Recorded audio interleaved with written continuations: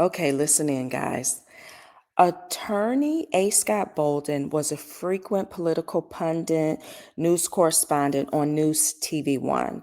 And that's the show that Roland Martin used to host. It was canceled. This was years ago.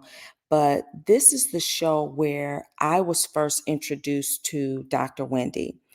Attorney A. Scott Bolden, I wouldn't be surprised if they shared the same panel at one point because he was such a regular on the show. And I was hoping he would mention some personal interactions he's had with Dr. Wendy in the past, but he didn't.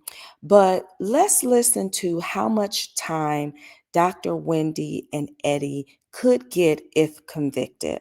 My use of this video is protected under the Fair Use Act for commentary and criticism. Let's listen in.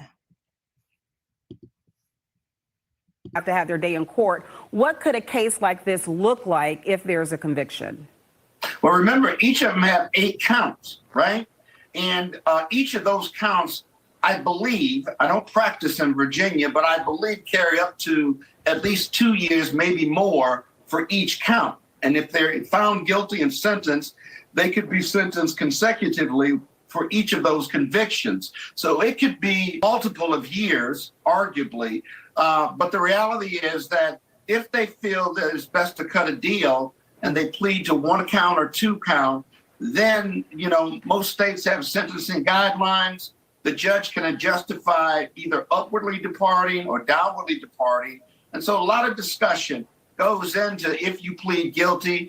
Now, if you don't plead guilty and you're found guilty after trial, then the sentencing is going to be much longer. That's just how the criminal justice system works. Based upon what you've seen. Okay, you heard it. So we're talking possibly 16 years? Listen, I don't think I would take a risk of pleading not guilty. I'm sure between the both of them, they have land back in Nigeria. I know it could possibly be a culture shock to their children, but at least the family would still be intact. That's just me. I'm curious to know how you guys would plead. Let me know in the comments.